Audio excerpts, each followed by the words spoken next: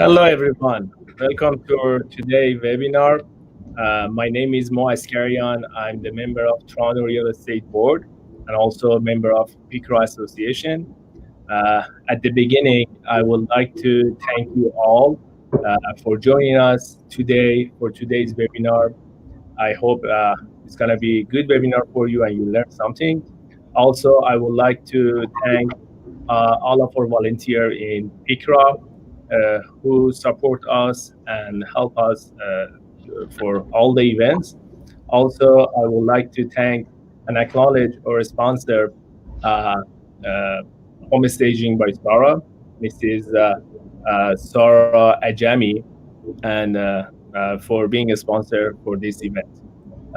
Now, I would like to introduce Ms. Cherry Chan. Cherry is a CPA, charter accountant, and also she had the real estate license. Now she's retiring on the real estate. So I leave it to the Cherry to tell us about more what she do, and go on, Cherry. It's your turn. Awesome. Thanks, Mose, for the introduction. Today, I'm here to talk to you about incorporations for real estate agents, for realtors.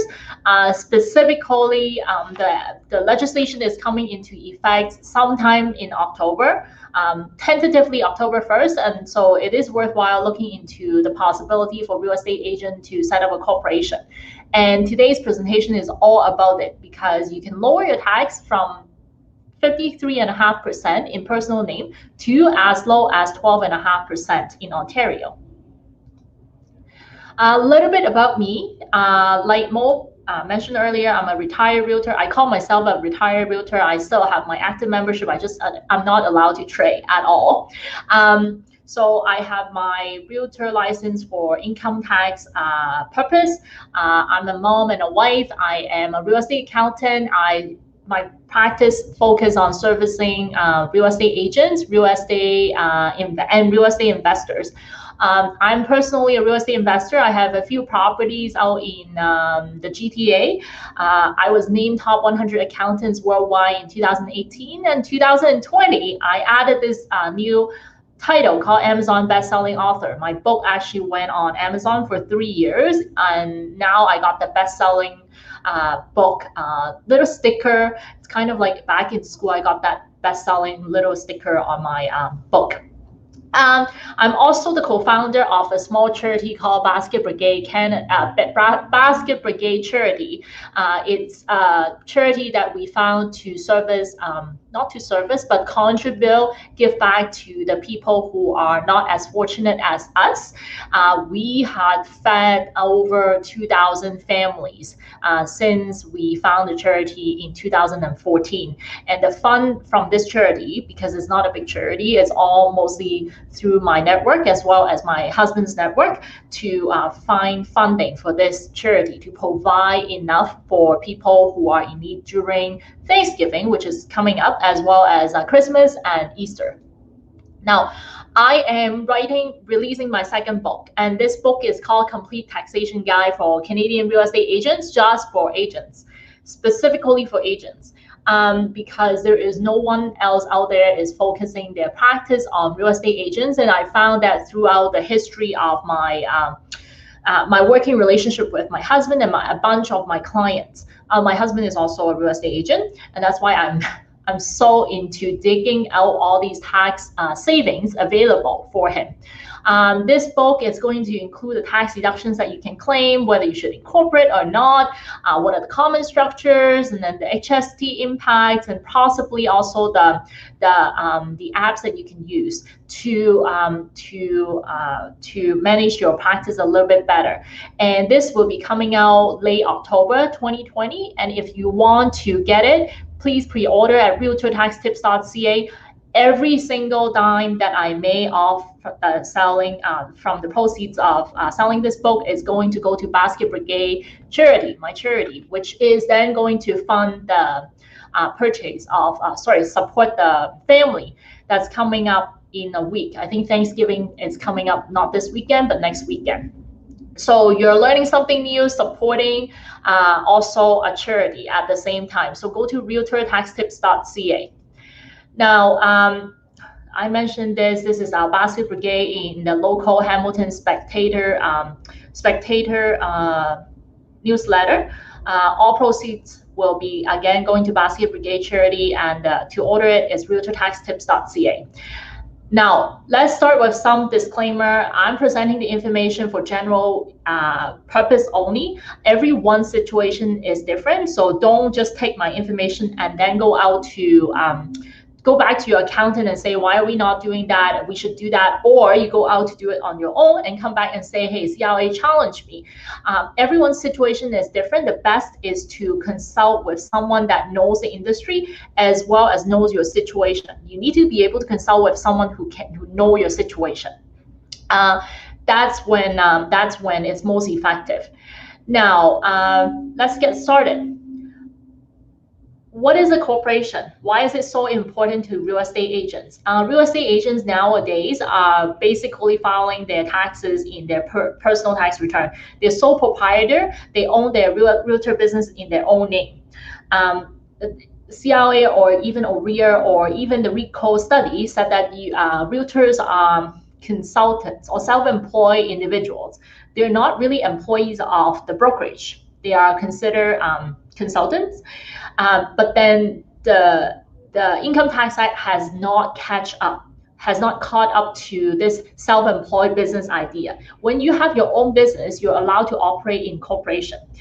And in the past, in recent year, BC, Alberta, Quebec, all these provinces, agents are allowed to set up their real estate agent business in a corporation. And so what is a corporation to begin with? And funny enough, it's not easy to find the corporation's definition online. I have to dig deep into investopia.com to find the following definition. A corporation is essentially a separate legal entity, and it can have different owners. It can enter contracts, borrow money, own assets, and pay taxes on its own. So it's as if it is a paper person you don't see. It's just an entity that you can use to even sue people or be sued on its own. And it also has its own filing responsibility, because just like you and I, corporation is considered a person on its own, and you are required to file taxes so as corporation.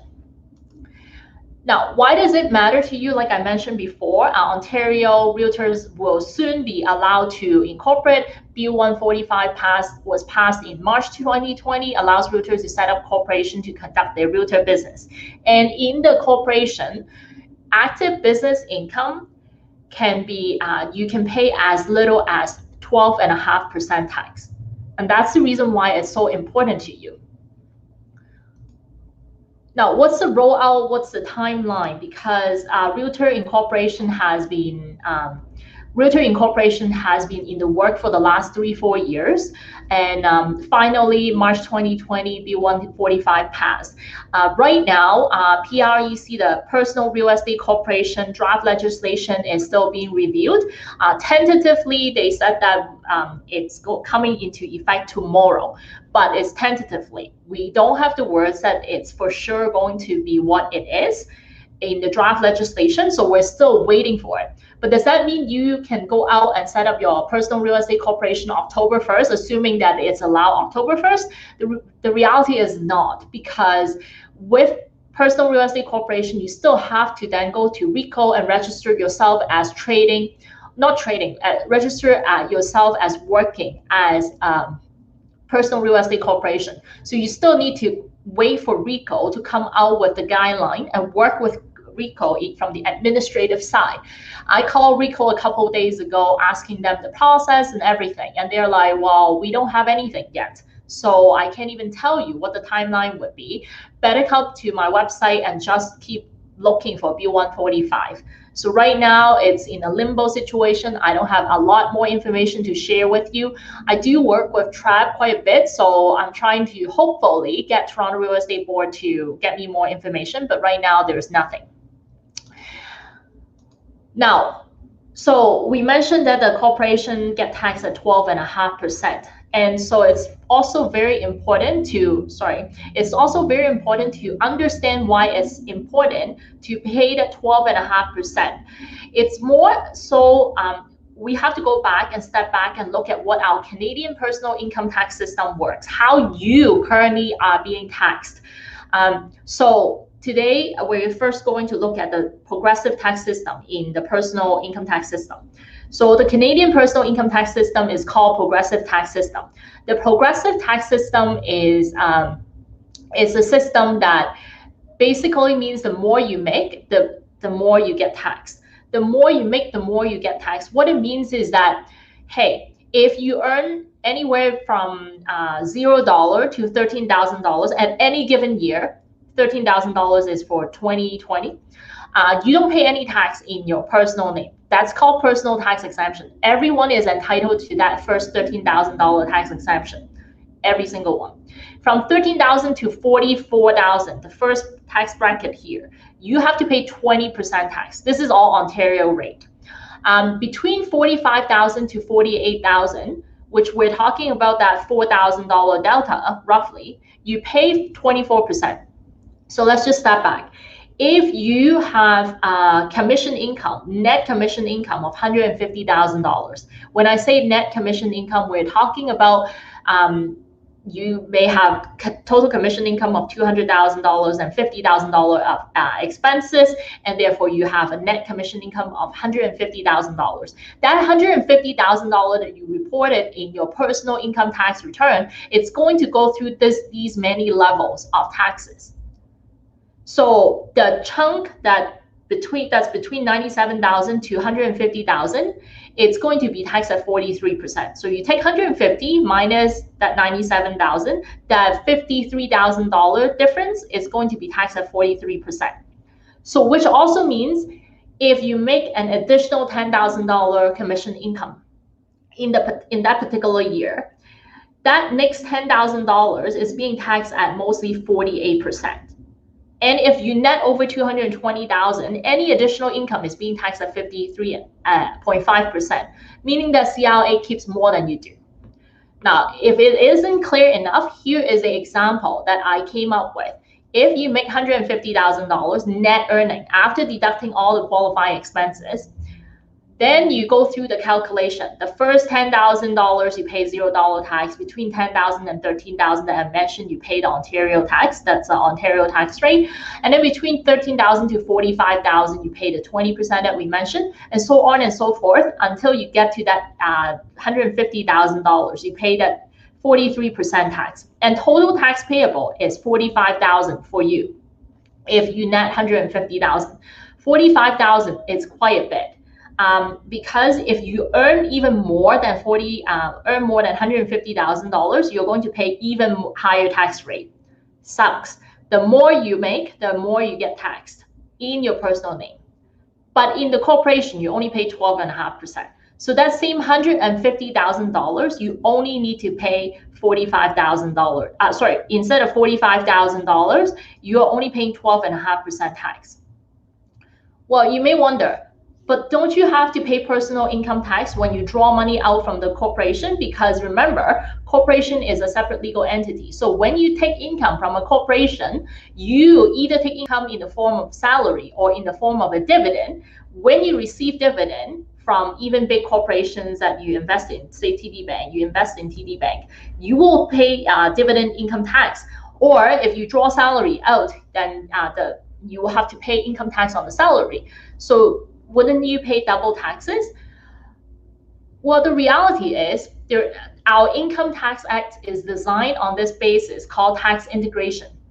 So what it means is that if you own the property, if you own your real estate business in your personal name, just like how you currently operate your business, you own it in your personal name, the personal income tax that you have to pay would be equal more or less the same amount as if you were to set up a corporation and take all the money out.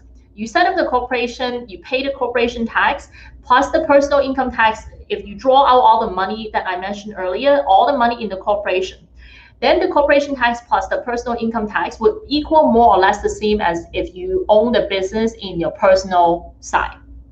So there is no tax saving at all if you take all the cash out from the corporation. The key is not to take all the cash out in the corporation. You only take out what you need to keep the maximum amount in the corporation. Let's use an example to explain. Now, I'm using this agent called Peter. Peter earns about $220,000 gross commission income on average, and he incurs about $70,000 business expense, or fully deductible, say $70,000, and therefore he reports $150,000 net business income. Peter pays about $45,000 of income tax plus 5, which we calculated before, this $45,000, and plus this $5,500 contribution to your Canada pension plan. And his after-tax plan tax earning is about $99,500. Simple enough. You take $150,000 minus the $45,000 income tax that he has to pay, minus the $5,500 CPP that he has to pay. The net after-tax earning is $99,500. Now, this CPP here could be an optional if you are setting up your corporation. Right now, it's not optional. And right now, this $5,500 is including employer and employee portion of CPP. If you were to work for someone else, like my employees who work for me, I have to, as an employer, I have to contribute to their own CPP, and therefore they only contribute their employee portion of CPP. But because you are self-employed in your personal name, you have to contribute an additional $5,500, double the CPP that a regular employee would normally contribute. Now, let's step back and look at what Peter needs in his personal name. Let's say he needs about $3,000 to maintain his home, his mortgage interest, property taxes, insurance, and that's his living costs. And then Peter also needs about $500 for food, and then $500 for travel, and he also goes to the gym, and he needs about $100 per month for his clothing. So these are all, note that these are all non-deductible expenses, and I add in the buffer of other miscellaneous costs, and he might have kids, he might have some kids' expenses, whatever, you add it all up, and he needs about $5,000 per month. These are not all non-deductible, after-tax non-deductible expenses. So I add them all up, and he needs $5,000. Now, which is equivalent to $60,000 annually. What it means is that Peter needs to make at least $60,000 after tax to support his lifestyle. And if he doesn't set up a corporation, every year after paying taxes, he had $99,500. And personal expense, he pay about $60,000 annually. So he has about $39,500, let's say $40,000, round it out, $40,000 for saving and invest for retirement, which is not bad. Now, but what if Peter sets up a corporation to own his business? Let's look at this scenario. Now, if he set up a corporation to own his realtor business, the same $150,000 is going to be reported in the corporation. The corporation tax is going to be 12.5%, and therefore it's only $18,750. Now, the net profit after tax is about $131,000. Now, remember, Peter needs money to survive. Peter needs $60,000 to survive. When Peter draws out money from his corporation, he has to draw it out either as a dividend or salary. Regardless, doesn't matter. You can take it out as in my example, we take it out as a dividend. With tax integration in mind, whether you take it out as salary or dividend, it would work more or less the same. Now, let's say you draw out the dividend to Peter at $67,000. The reason why I have to draw out $67,000 because there is personal income tax that you have to pay. So after paying the personal income tax, you are left with $60,000 in total. Peter is left with $60,000 in total to cover his personal expense, this $60,000 personal expense. Now, but then in the corporation, because he didn't pay as much tax as he would otherwise in his personal name, he still has $64,000 in one single year to invest instead of $39,500, $40,000. So $64,000 versus $40,000. We're talking about $24,000 cash available in the corporation, inside the corporation, that you would not otherwise have if you don't set up a corporation. Now, this $24,000, what does it really represent? It represented the money, the personal income tax that you would otherwise pay to CRA.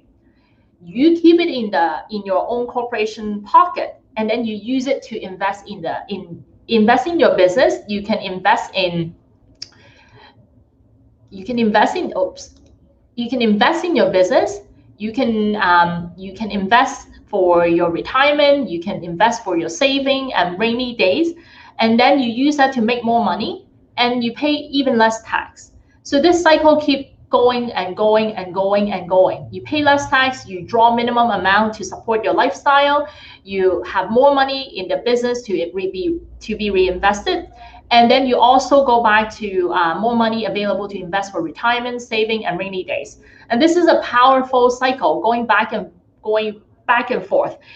The reality is that this $24,000 incremental profit incremental tax saving that you have, you will have to pay tax eventually, but not immediately. You can keep investing within the corporation structure to get more benefit out of the additional $24,000 that you would otherwise pay to CRA. And now you're using the CRA money to invest for yourself. Every year you got $64,000. Maybe for 10 years you have $640,000. That's pretty big number here. Now let's go a little bit deeper. Now that, hey, Sherry, I'm convinced that I'm going to set up my corporation for my realtor business, what are the common corporation structure? Very basic. To start with, the first one is that you have one corporation, one owner. So Peter is the registrant, and he operates this personal real estate corporation. He owns it 100%, only one owner. We can have one corporation, the PREC, owned by Peter, and Peter has to be the equity owner. Based on the current draft legislation, we still have to wait for the final to come out to see if there are any changes. Right now, they didn't say that they could allow a holding company. Now, these family members, you can have family members owning non-equity shares of the PREC. Or you can set up two corporations and you have multiple shareholders as well. You can have Peter owning real estate, PREC, and then the money can then be loaned over to the investment corp, and the investment corp can then be owned by the family members. That also works. Now, don't go out and just set this up on your own. I can't stress this enough. The reason is because everyone's situation is different. There could be significant tax implication if you don't set this up carefully. So make sure you consult with someone that understands these structures before you set all these up. Now, let's go even deeper. What are the common tax strategy using in these corporations? Now, you can obviously income split with your family members when you have multiple shareholders in the corporation. Federal government came out with the income tax splitting restriction in 2017, and they significantly limit the opportunity to split income with lower income family members, kids that are going to university. But doesn't mean that it's not available. The key here is to set up the proper structure to get them involved before it goes away. So before it's too late. Because if you issue preferred shares much later on down the road, you may not get the same impact. Now, to split income with your family member, the spouse must be over 65. You have to be over 65. Your spouse doesn't have to be over 65. That has to be corrected. But if you are over the age of 65, your spouse can draw a dividend from the corporation as well. That's allowing family to do family income splitting. And then family members must work in the business for over 20 hours weekly. So what it means is that if your family members work in this real estate corporation business for over 20 hours, you can declare as much dividend to them as possible. So, but you still should consult qualified accountant before declaring all these dividends. If the family members do not work for more than 20 hours, you will have to report you can only pay a reasonable amount of remuneration to reflect the work that they do. So if they do bookkeeping work for you, then it's like maybe $20, $30, $40 per hour times like 10 hours a month or 10 hours a week. And that would be how you base your numbers on. Now, you can also do income splitting with your family members in two corporations way. You can invest in a second corporation, earn investment income, rental income, interest income, capital gain on stock in this investment company, and your family members would then be able to take the money in their personal name. That also works as well. The money has to be coming from the real estate corp. The money is available when you pay 12.5% tax.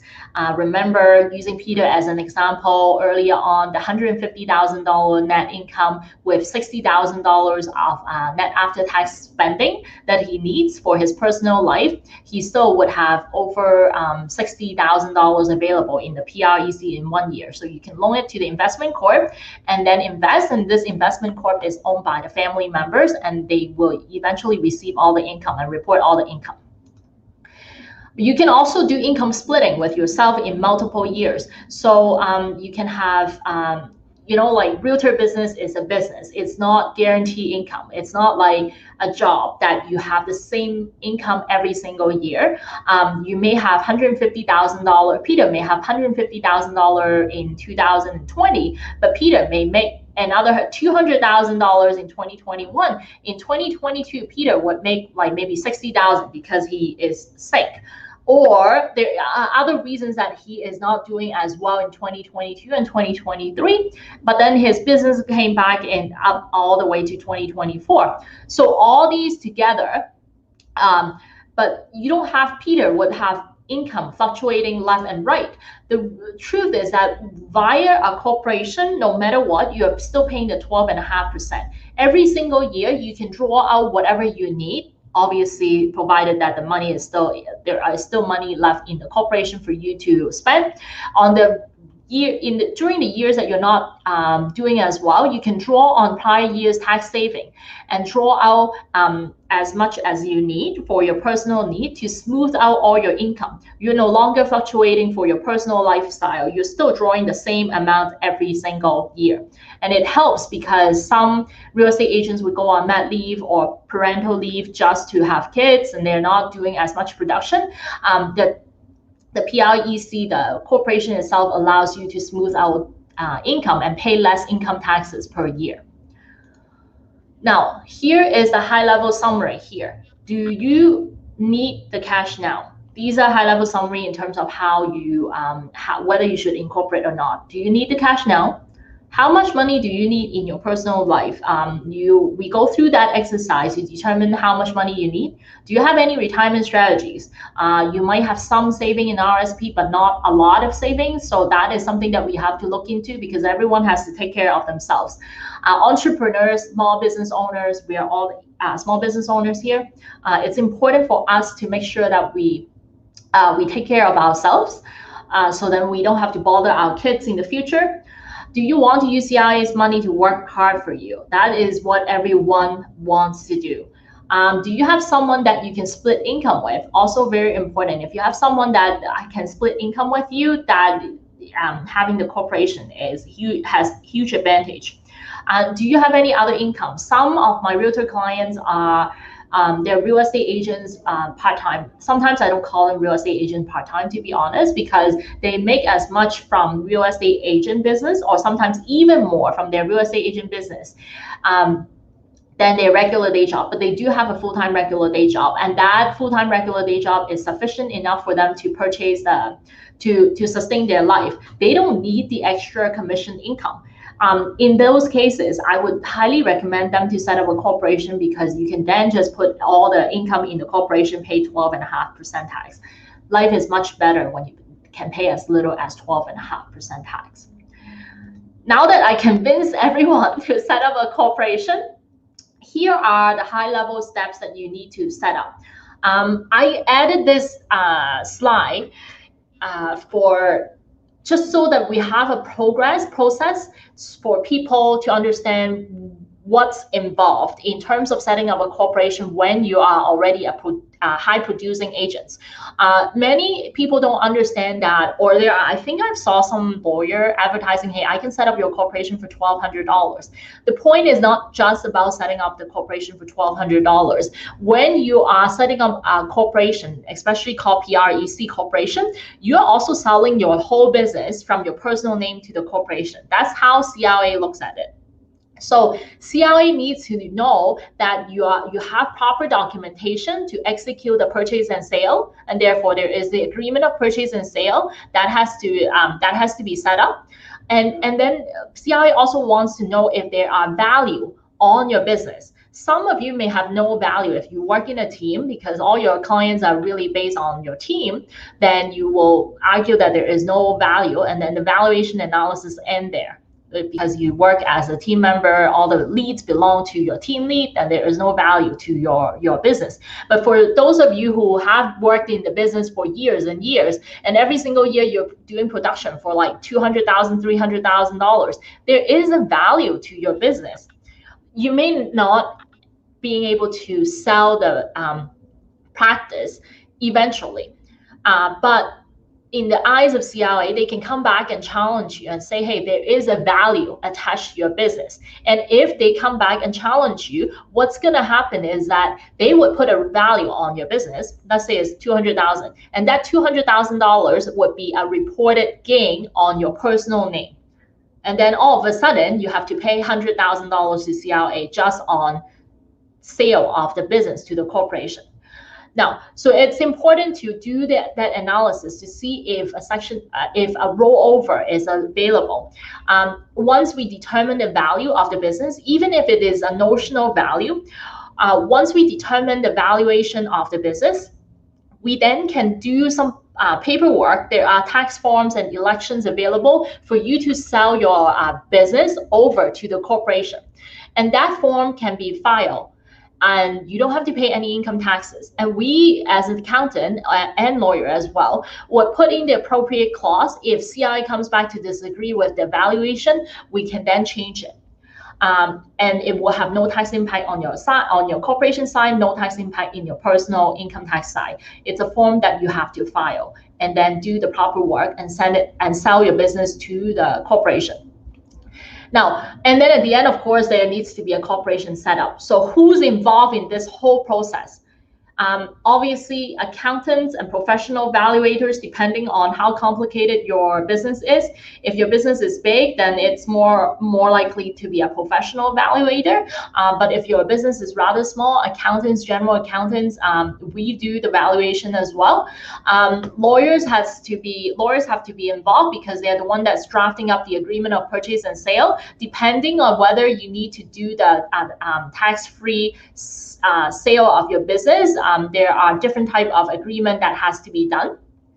Accountants need to be involved because the proper tax form has to be filed.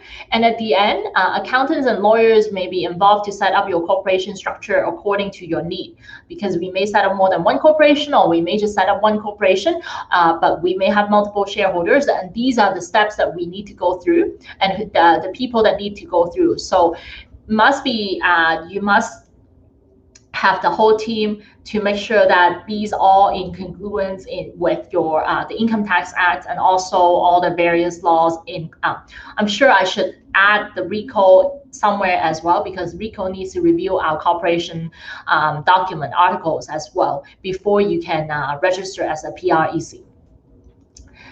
Now, here, that is the end of my presentation. Again, don't forget to pre-order our my book on realtortaxtips.ca, and I'm ready to answer some of the questions.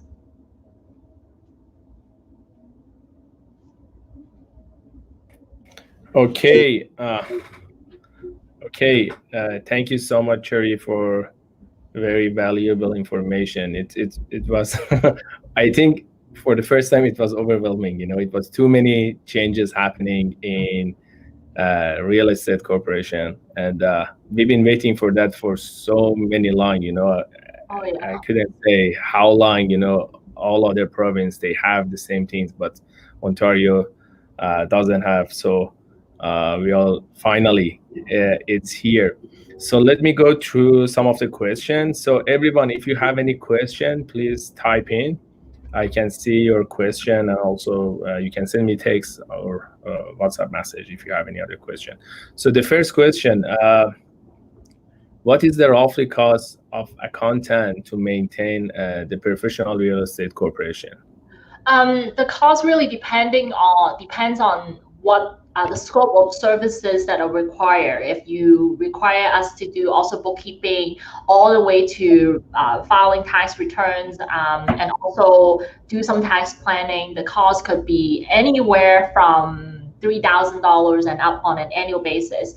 But if it is just a regular tax filing of your corporation return, and then some basic tax planning, it could be just $2,500 annually. Mm-hmm. So the other question that I have, how long does it take to process the professional real estate corporation?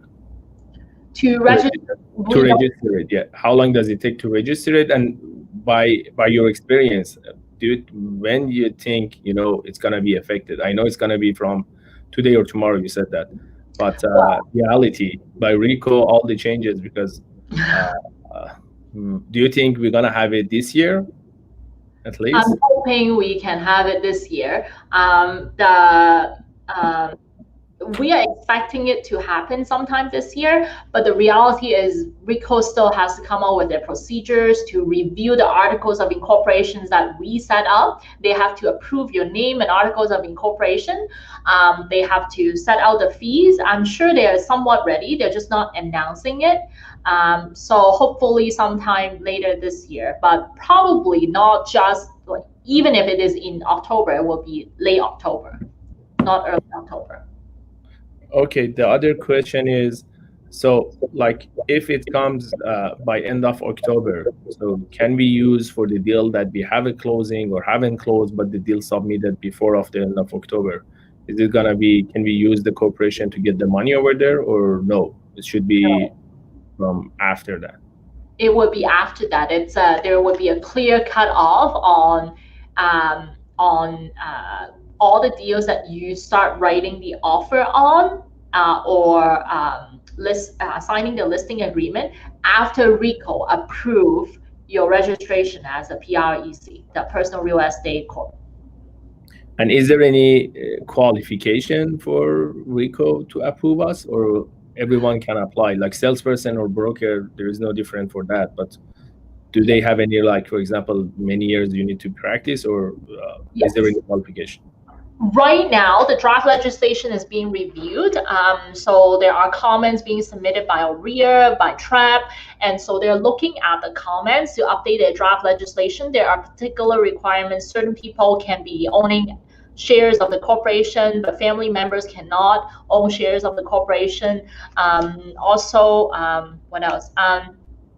And then there are the naming convention of the corporation. It has to follow certain. Naming convention. When I had the experience of setting up a brokerage in the past, and it has to follow the exact naming convention as set out by RICO. Right now, they haven't come out with those guidelines yet. So those are two that I am expecting those are the minimum requirement. Of course, there then is the registration fee with RICO as well. Okay. The other question, what are the taxes we have to pay after taking dividends out of the corporation? Or let me ask you another general question. Is it better to pay dividend or salary? Like, for example, for 150, which one is better? What's the difference? If you can go on the short forms. You're throwing, like, really, it's not a simple question. The simple answer there's no simple answer to it.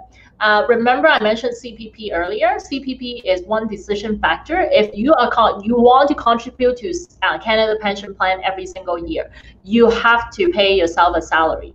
And that salary has to be over, I think, 60,000 roughly. I don't remember off the top now, to maximize the CPP contribution every single year. Mhm. Now, beyond that, you don't have to pay yourself a salary. You can pay yourself dividend. Now, the reason why we do dividend is because we don't want to contribute to the CPP to the government, because we don't know how reliable we are going to. Essentially, when we retire, is CPP still going to exist? The reality is, like, who knows?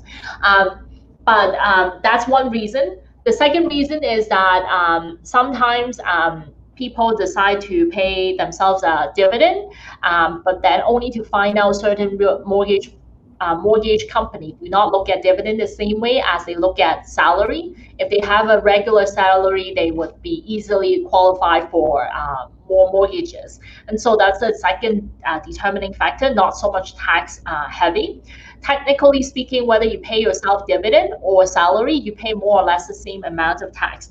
Dividend, you pay the tax in the corporation first, the 12.5%, and then whatever left, then you draw out the money, and then you pay a lower income tax rate in your personal side because you already pay a layer of 12.5. But if you pay salary get deducted from the corporation as a business expense, so you don't pay the tax in the corporation at all. But the personal income tax is what you use to pay yourself. So you have to go back to the same calculation that I did before. You probably would have to pay the $45,000 that I mentioned earlier. Got it.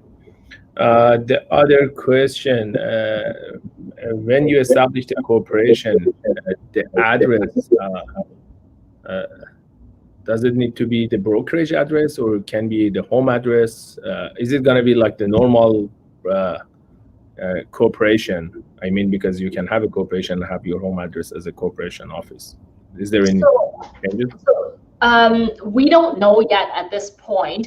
RICO hasn't come out with the guidelines in terms of rules, in terms of whether you have to have your corporation registered with the brokerage address. When in the past, when real estate agents are setting up sub-brokerages, that's when they would need to have an individual identifiable location, unique location. But as real estate agents, I do not think that you are required to do that. The other question, it's regarding, based on the corporation address, it's regarding home office. So they just wanted to know how they can make expenses when they use the home office. Does it gonna affect the property tax or mortgage? Because now everyone working from home, how they can utilize it and how they can use this advantage. So if you have more than 50% of the time you operate your business out of your home, you're technically allowed to you're technically allowed to write off your home office expense. Now, is it going to, like, how do you claim it? Is the question how you claim it against the how they can claim it, how they can get the advantage of that? So definitely everyone's situation is different. I'm speaking from a general sense. If you all use your home office, example, one room out of many different rooms, and it could be you keep track of all your expenses, including property tax, mortgage interest, insurance, everything that's related to your home, and then do a floor plan for your house. Let's say it's one room out of 10 rooms that are used for home office. So then 10% of all the house expenses would be tax deductible. The other question I got, it's not related to the real estate corporation. It's related to SIBA, the 40K loan. So two questions I got. One of them, since the government announced that they are accepting personal account instead of having the business account. So if the realtor eligible, how they need to apply based on that? I'm waiting for it to come out, to be honest. I think it was first announced by Justin Trudeau in May. So I wrote about it, and I think I spoke to you over Instagram about it as well. Right now, they haven't really announced, or I haven't been keeping up to date. As far as I know, right now it's still not there yet. If it is out there, then you would then be able to apply. I mean, the deadline is October 31st. They have to come out with something in the next little while. So honestly, it's just going to be like the next week or 2 weeks, and there should be guideline that's allowing you to apply for the SIBA loan with $40,000 or the $20,000 salary minimum. $40,000 non-deferrable expenses. The other question that we have that's regarding again 40K loan, that's if they can show the expenses of 40K that they need, like for example they rent an office to run the real estate business and they don't have corporation, it's just like team office or something. Yep. So do they gonna be eligible if they show the 40K and have a personal account, or they should have payroll? You are eligible if you have, now first of all, the easiest way is to qualify using payroll, because they just match your payroll number and it's super easy. But if you don't qualify to have the $20,000 payroll in 2019, and you would then be able to qualify based on the $40,000 non-deferrable expenses. Non-deferrable expenses, like you mentioned, includes rent, includes your business cell phone, so includes business phone line, includes probably also includes cars, but it gets a little bit more complicated. So all these things get included in the calculation of non-deferrable business expenses. And so it's important for you to also collect all the documents to prove that you have that $40,000 non-deferrable expenses in 2020, and you have to actually supply the support to the government before they review it. That's the reason why I said T4, if you can qualify under the salary route, definitely go to the salary route, because it's as simple as entering the information from your T4 that you filed last year. But the other way, I have clients and I have team members here that apply, and they got rejected 3-4 times. And I have a client got rejected 5 times before they get approved. And that's the reason why I suggested you, if you have that salary, by all means, go for the salary route. Another question is based on, it's regarding the capital gain. Okay. So if owner live 10 years in one house, rent out, then move another house, if after 6 years sells one of them, is there capital gain tax for it? I don't know which one they're gonna sell, but one of them. So at any given point in any given year, you're only allowed to have one primary residence. So it's an annual designation. So if you assign your primary residence to one house and then you assign it to like in 2020, then you move to a different house in 2021, and 2021 you can assign your house A that you lived in 2020 as your primary residence. So you will have to pay some income tax on the sale of the property. So at any given year, you can only have one primary residence. Just because you lived in the house at some point in your life, it doesn't mean that it just covers everything. Okay, so let me check if we have any other question. So I think we passed 20 minutes after the presentation, and I think I asked all the questions in different channels I have. So again, I would like to thank all of you who participate in this webinar and being with us. Also, I would like to thank our volunteer who help us in all the webinars, help PICRA to go forward. And of course, I would like to thank Cherry Chan for being our speakers. Thank you so much, Cherry, for all the valuable information you provide. If anyone needs to contact Cherry, she's awesome. She's everywhere, so you can find her easily. And I would like to announce our next presentation. It's for October 29th. And follow PICRA on social media, Instagram, Facebook, different channels, and we will announce what's the topic soon. And also at the end, I would like to thank and acknowledge our sponsor, Stage by Sarah, Mrs. Sarah Ajami, for being a sponsor of Bikra. So thank you so much, everyone. Thank you, Cherry. Thanks for your time. Thank you. Bye, guys. Have a good one. Take care. Bye-bye. Thanks, everyone.